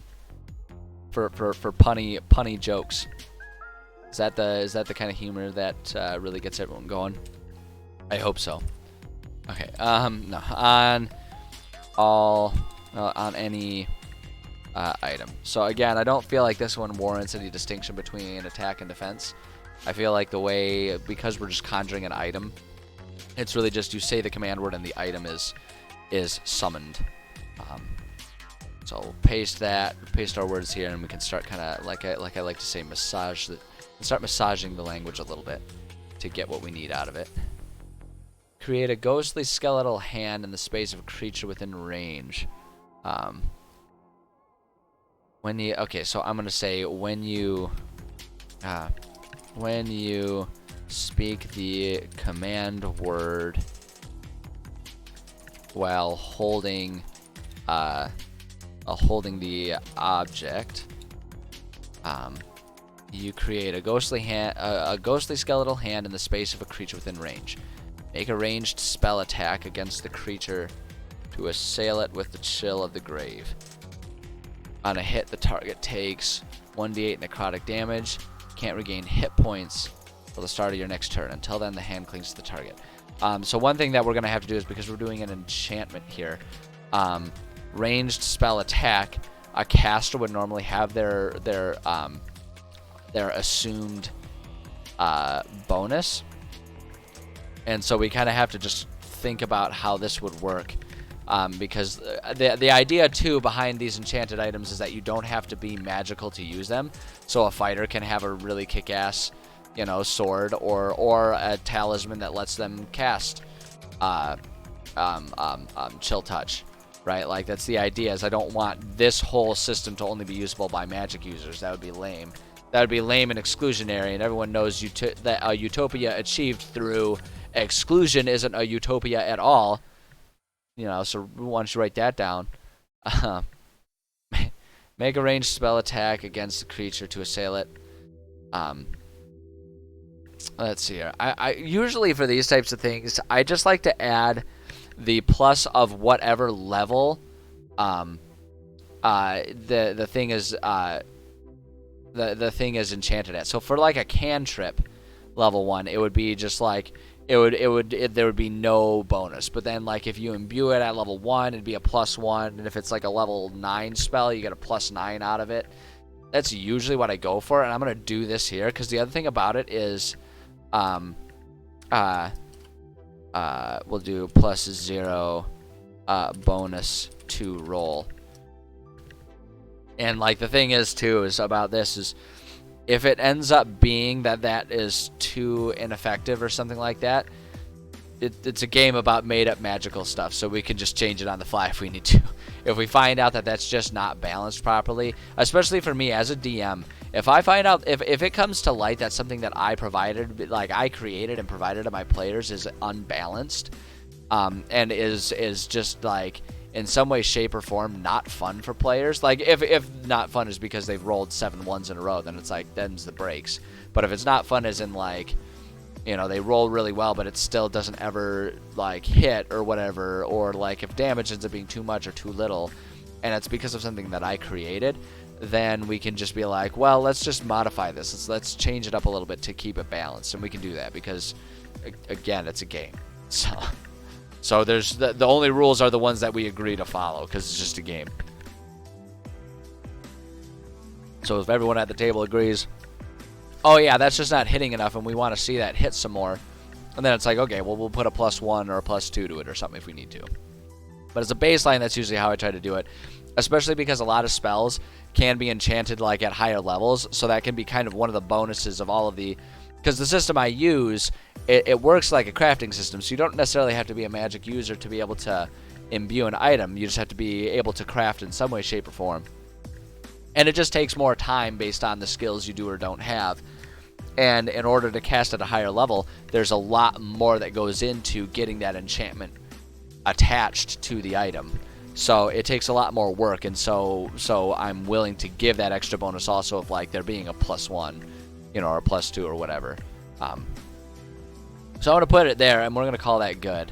On a hit, target takes 1d8 necrotic damage, and it can't regain hit points until the start of your next turn. Until then, the hand clings to the target. I think that's perfect. If you hit an undead target, it also has disadvantage on attack rolls against you until the end of your next turn. Just part of the spell, there doesn't need to be any difference behind that. That's just how the hand works once it's summoned. Spell's damage increases by 1d8 when you reach 5th level, 11th level, and 17th level.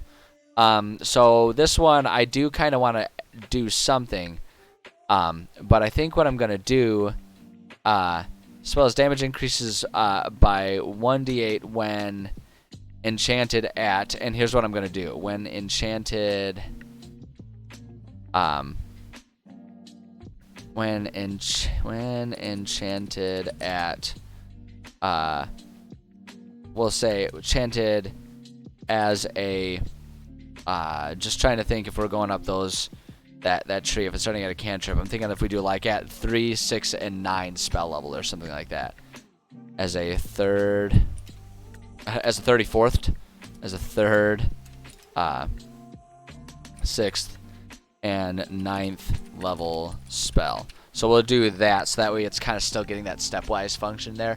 Again, if that balance ends up being a little off, and players aren't willing to like take the time and use the resources it would take to craft something at those higher levels, then I'll consider modifying it. And again, a lot of that ultimately comes down to the fact that it's a game and we can do what we want. And also, and like really, although that one is kind of also based on the fact that I'm not sitting here play testing each thing excruciatingly with like really attentive detail. I'm just kind of coming up with things on the fly that kind of sound fair based on my experience of playing D&D. So if I end up being wrong, then I will absolutely admit it and fix it for my players.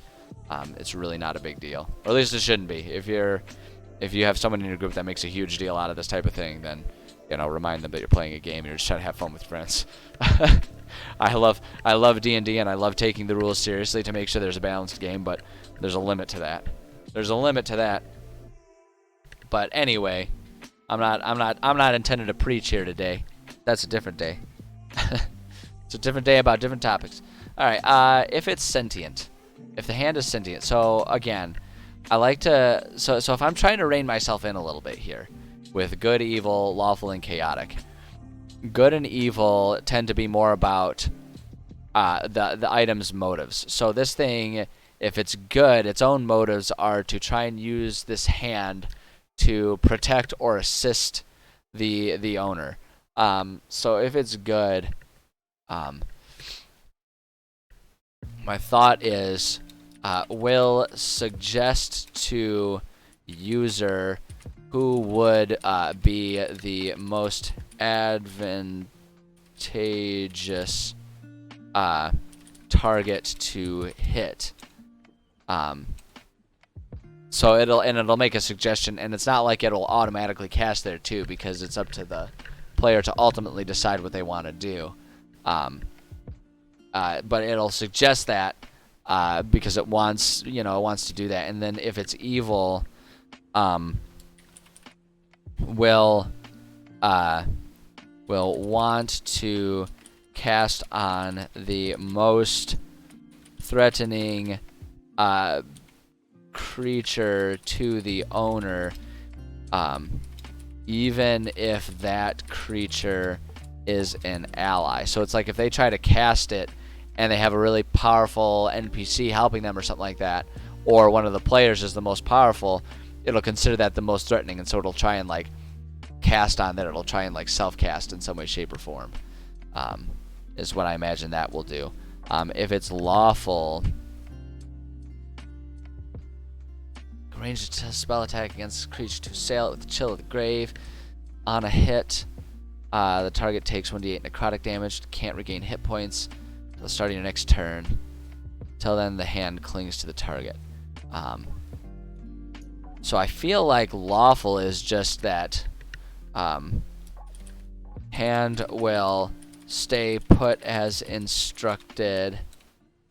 Well, attack. Let's see. We'll say the hand will stay put. Will stay put, attack, and dispel. Wow, sipple. That's pretty close to dispel. And when I say pretty close, I mean that's horrible. And dispel as instructed. And if it's chaotic, I kind of want to say if it's chaotic, may choose different targets, or even move from target to target on a whim. It's kind of what my idea is. So it might not dispel as it's supposed to, and it might just kind of bounce from target to target, and it'll just be this chaotic hand of horribleness just going around. Let's see here. Now if it's cursed. So if it's cursed, okay, my immediate thought here for a cursed item of this spell is that the hand doesn't dispel like it's supposed to, and it'll instead just kind of keep clinging to it and keep draining the life of the target. Is my thought. So will not dispel, and instead will not dispel, and instead will continue to cling to the targeted creature until they are dead. So that's super powerful. The drawback is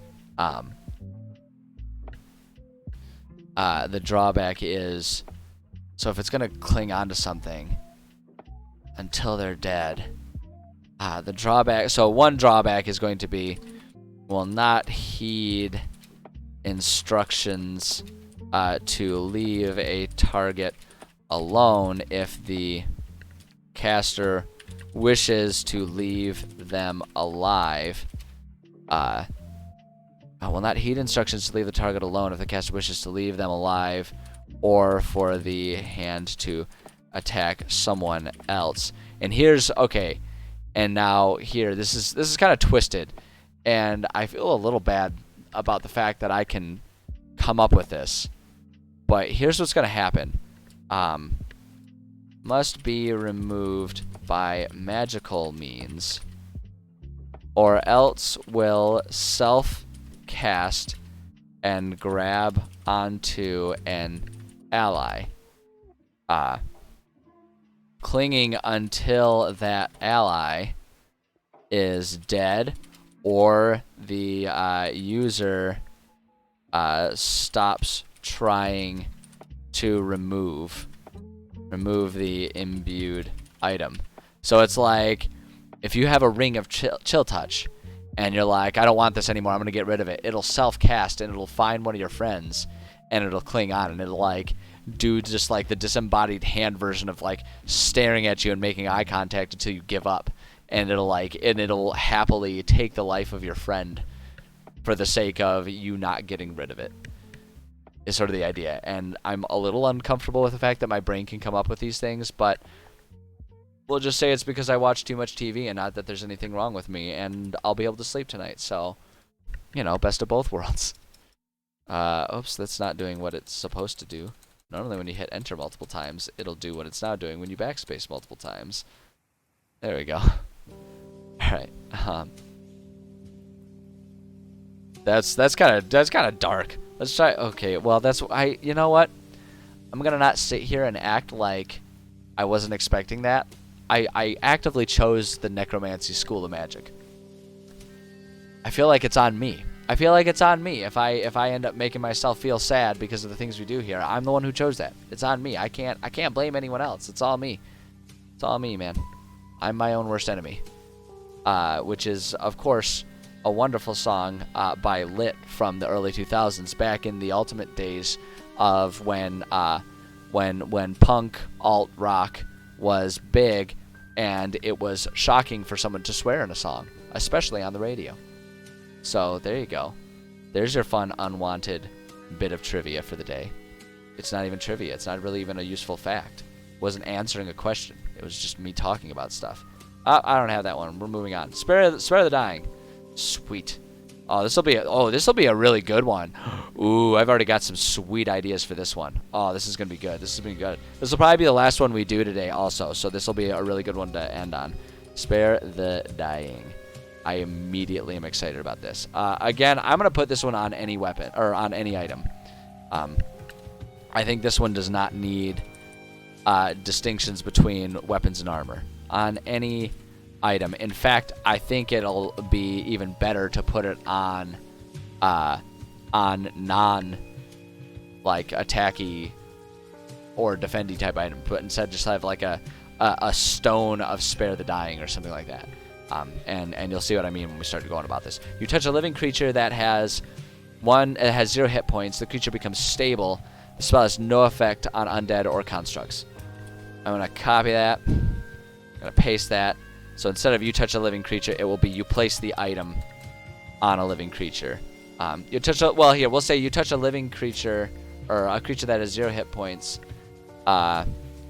you touch a living creature at 0 hit points with the imbued item. Creature becomes stable. Spell has no effect on undead or constructs. I'm going to add a bullet point here and say the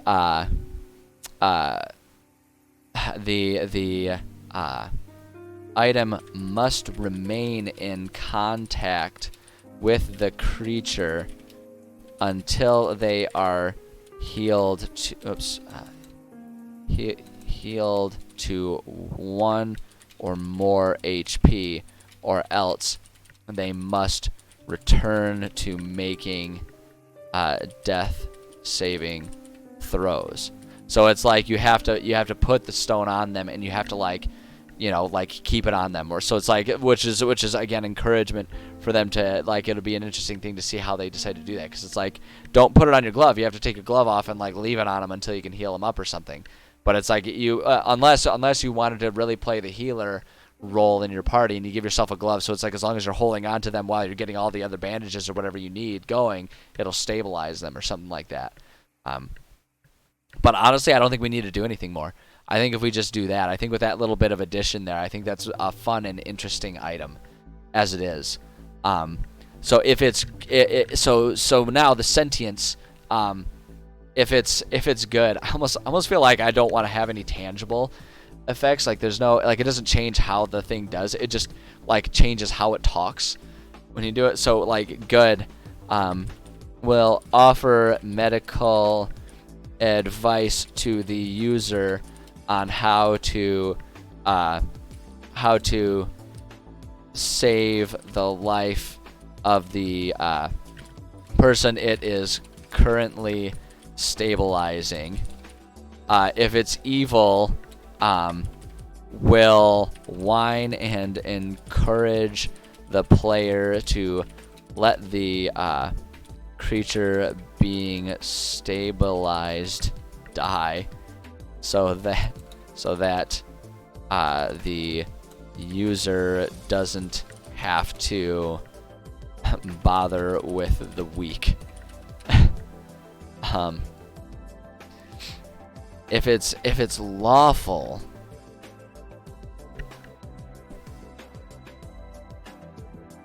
see, this one's an interesting one, because like I feel like the only way to really invoke any sort of chaotic or lawful natures is to give it the ability to, as an inanimate object, move itself, which doesn't really flow, but at the same time it would be kind of funny. Like if it's chaotic, it'll just be like, oh, we're stabilizing, oh, we're off, and it'll like just roll off the person, and then it'll hop back on or something like that.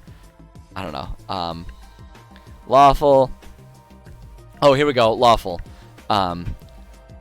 Will return the unconscious. That's not unconscious. Unconscious party to 0 and 0 on their rolls. Rolls if the item is removed and they have to start their saves again.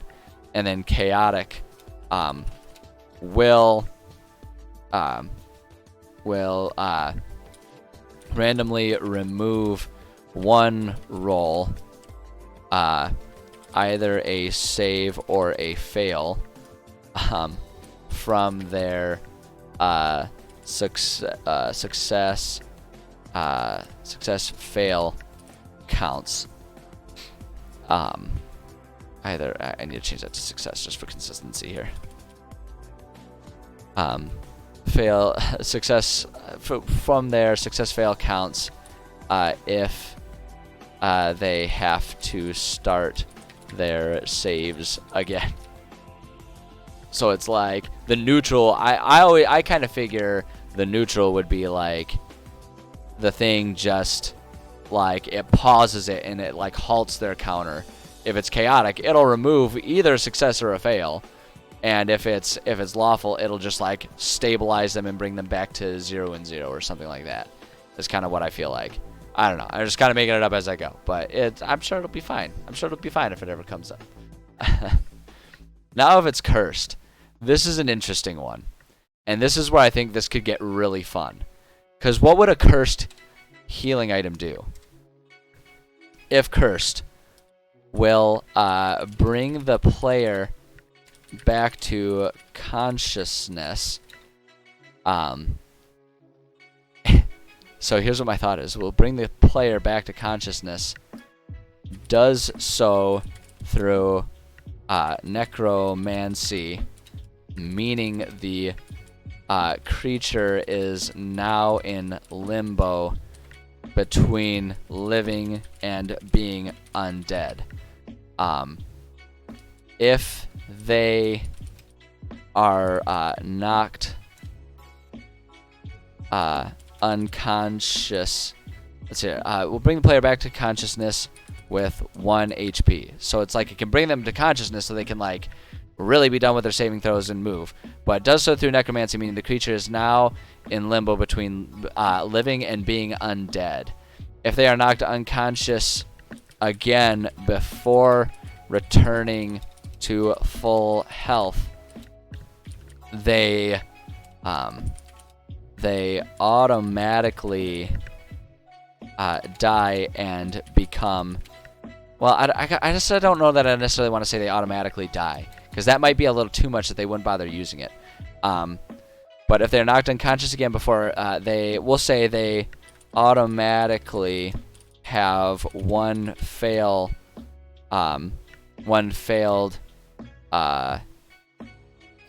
death saving roll. Yeah. So we'll do it that way. So it's like, and it does that, and it's like if used multiple times before returning to full health, add 1 fail for each additional return to unconsciousness. So it's like it stabilizes you, but it's not actually like saving your life or something like that. And like I kind of have this idea where it's like you can use this stone, but if you're not careful, you essentially like you're like still possibly killing your friend and or accidentally making them an undead creature or something like that. Is sort of my idea behind it. And I feel like that one would need more massaging if it ever came up. But I really like that idea. I like the idea that because we're using necromancy and we're trying to save something from death, it's like the cursed version of it will bring them back to life, but at a cost to possibly their own mortality. And I almost, actually, you know what I almost want to do? The creature is now in limbo between living and being undead. They are not conscious again. I almost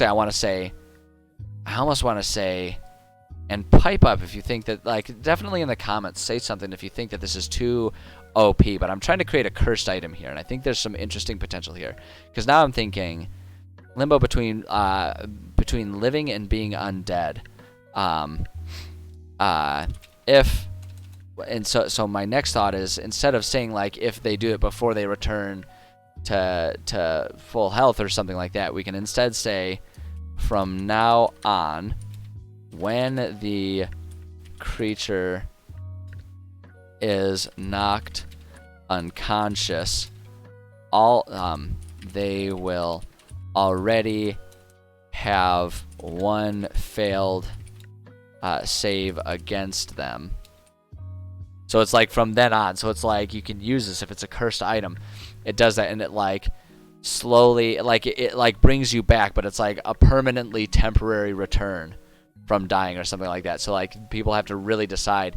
And like my thought is they might keep this in their back pocket for, it's like, okay, this person is like really struggling. If they see, because like I'll always allow my players a certain level of meta knowledge. If someone has failed 2 saves, then it's like they can see that their breath is becoming more short and rapid and they are losing a lot of blood or something like that, right? So it's like they can see that they're edging towards dying as opposed to surviving. So it's like if they want to use this, they can, but it'll come at a pretty high cost. So it's like this is really just an emergency item or something like that. So when they already have 1 failed save against them, add 1 more. Let's see. We'll say if used twice on the same creature, they have 2 saves, or 2 fails, 2 failures on future instances of being knocked unconscious. And then we'll say, what we'll say is will not work on the same creature more than twice. So it's like there's a limit to how much you can use it, and it comes at a cost for using it. I feel like that'd be a really interesting cursed item. And then, gosh dang it, it's being weird on the formatting right now, which bothers me, but it's fine. Must be removed by magical means. We'll say, or else will curse the, not cures, will curse the user.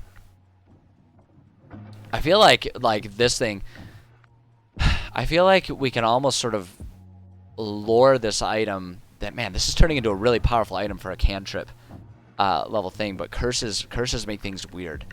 And my thought is, like, how would this harm someone trying to get rid of it, right? It's like, I don't think that, given the nature of this curse, it's really all that harmful to just be like, oh, it won't heal you the next time you need it. You know, I'll be like, oh, okay, well then I'll just take that. But instead, it's like, must be removed by magical means, or else we'll curse the user. Well, or else we'll curse the user to a life in limbo, meaning they will automatically, wow, I really butchered that word that time, automatically be at 2 failures for each for each time they are automatically at 2 failures every time they are knocked unconscious until they accept the item back again. So it's like if they try to get rid of it, so it's like this is one that almost, if they're willing to pay the price, they can just get rid of it, and it might be in some ways the easiest one to get rid of, but then they'll live a cursed life. It's like it's more of a you know, Pirates of the Caribbean style curse, where it's like, if you're willing to live with that curse, then you can make that decision, and it's not like it's going to, like, it's not like that's going to kill you, but you're gonna live a cursed life, and you're stuck with that until you accept, you know, the item again, and then it'll like remove that curse from you or something. I don't know. I feel like this one might need more balancing, but I feel like I would need to return to it later and see it with fresh eyes, because I feel like this turned into a much more complicated and intriguing item for enchantment, like spell for enchantment.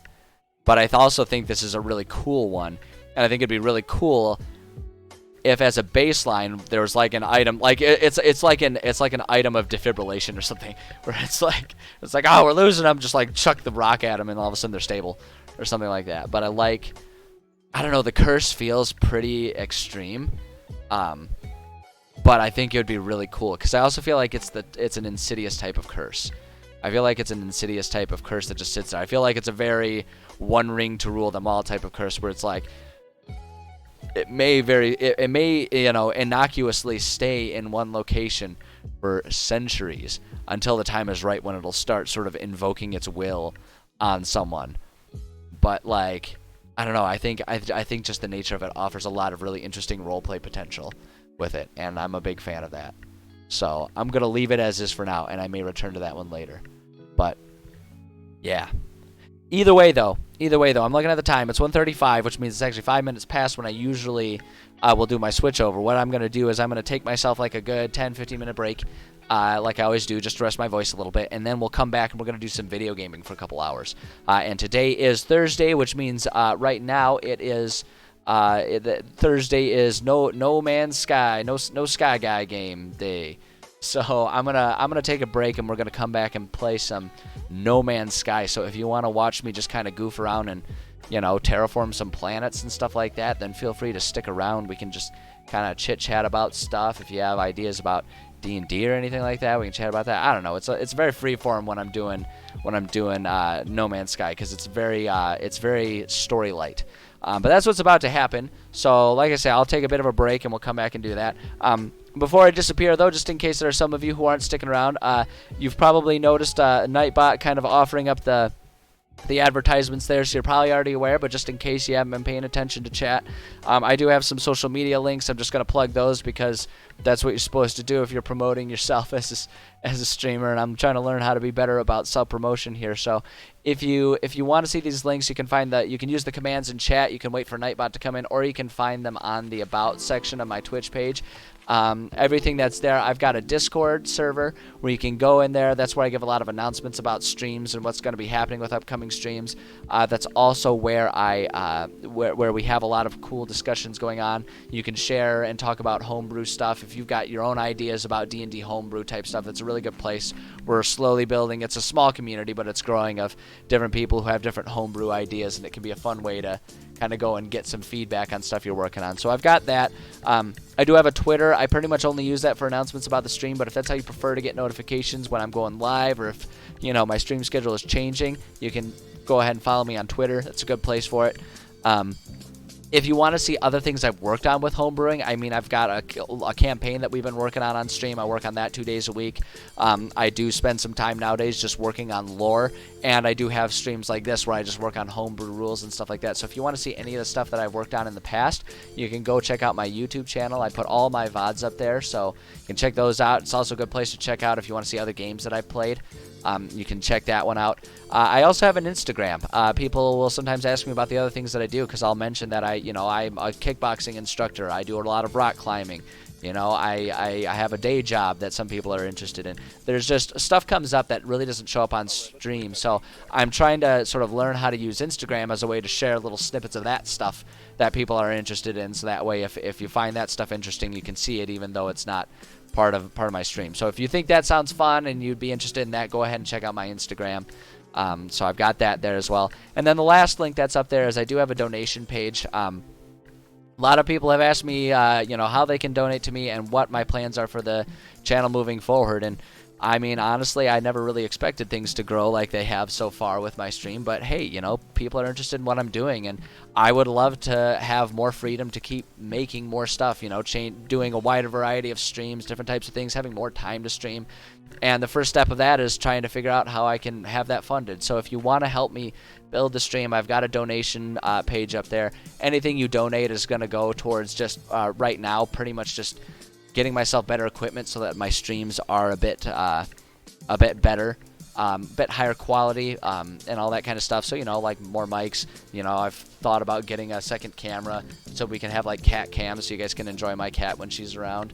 And all that kind of stuff. I don't know, all that kind of stuff. But if you want to donate, if you want to see my stream grow, you can donate to that, and I promise I will use it for the furthering of my streaming capabilities. Maybe also including more, like, if I free up more time and have more resources, and maybe doing a bit more with my YouTube channel on different videos and stuff. So, at any rate, that is there if you feel compelled to. But as always, you definitely don't have to. I will continue doing the streams as is, for free, because I just really love streaming. I really love sitting here streaming. I have so much fun sharing this stuff. I love that people are interested in it.